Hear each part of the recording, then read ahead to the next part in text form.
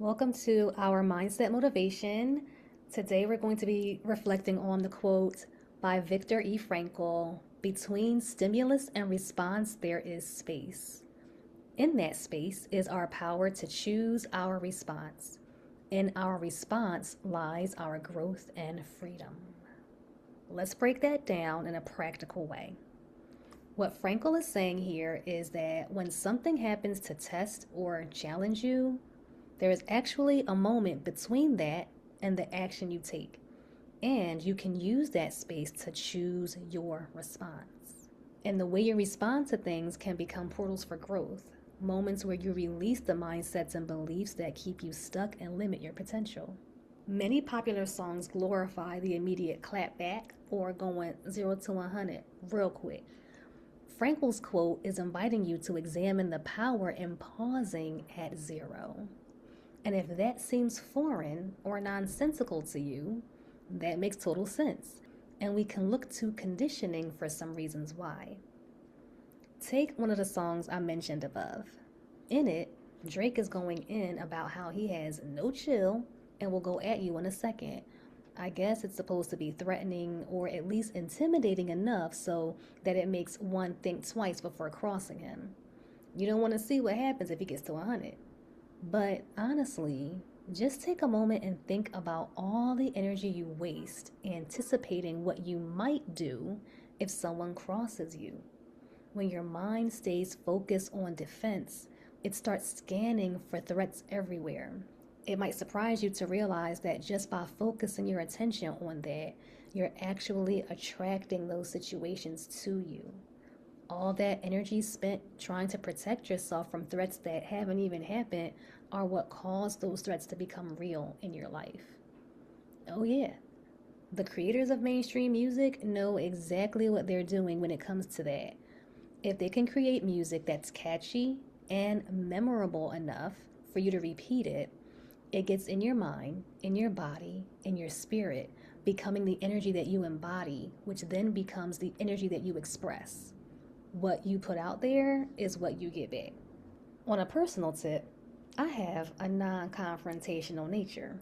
The issue there is people often equate that with being a punk or being soft. And add that to growing up in West Philly, one of the toughest, grittiest cities in the US, and the result is a young girl, me, growing up fighting an internal battle of not wanting to encounter confrontation while also finding ways to show up as hard, or at least as a person who's known as she don't play. Let me tell you how this showed up in my adult life. One time, just a few years ago, in a chat room that I moderate in, someone typed a rude comment directed at me while the broadcaster was conducting a live interview for his podcast. I responded in the moment by redirecting the chat's focus to the live show and telling the person who typed the rude message that I'd speak to them later.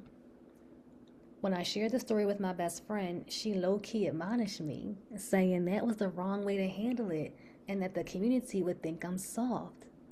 I sat with that for a while. Was she right? Possibly. But if I focus so much on managing other people's perceptions of me and behaving in a way to project a certain image to them, how is that being authentic? Furthermore, how is that really protecting my energy? When I asked myself that question, it was the catalyst that made me realize the mindset shift I needed.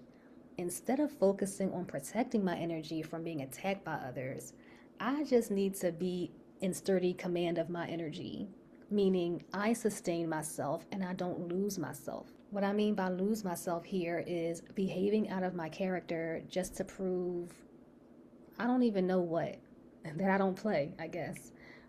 But I can do that more effectively by actually just choosing myself and what makes me feel balanced and secure every time. And that's where taking the time to honor that space between something happening and what we do next comes in. To me, the most important part of this quote is, in that space is our power to choose. When we go 0 to 100, we aren't honoring that space, and essentially we're giving our power away to the situation, giving into where that person's energy is trying to take us. We can use that space to maintain where we are, or even in some cases to rise above it. But conditioning makes us forget that we have the power to choose. We have the power to choose our thoughts, how we feel, our values, and what we believe in. We don't have to react impulsively to every little thing that someone says or what we think they've done. It's still a work in progress for me, too. One thing I'm getting better at after a moment of being tested is stopping, taking a deep breath, and paying attention to where I feel any discomfort in my body. Sometimes I don't feel it right away in my body, but that doesn't matter as much as long as I'm breathing deep and connecting to myself deep inside. And I'm asking myself, is it worth allowing my energy to keep getting off balance for this? Now, I'm not telling you what music to listen to, but I am inviting you to examine how the music you love and grew up on may contribute to conditioned beliefs about how you should respond in certain situations. And it's not just music, it's the opinions and statements of our loved ones, messages from society, like my bestie who warned me that I appeared to be soft. Your power resides in releasing conditioned beliefs that keep you limited, impulsive, and reactive. Your power lies in not allowing every little thing to set you off. Your power thrives in you being in command of your mental and emotional energy.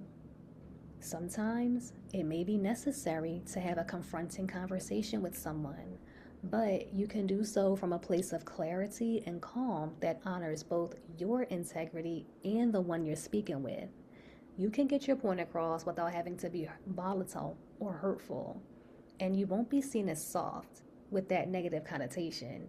You'll be seen as respected and felt as someone who doesn't play with themselves, meaning they take themselves seriously enough to stay grounded.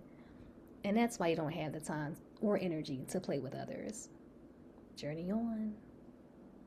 If this resonated with you, make sure that you stay connected with me right here, or you can also join me on the Patreon where I share these insights in written, audio, and visual form. Thank you so much for being here. Peace.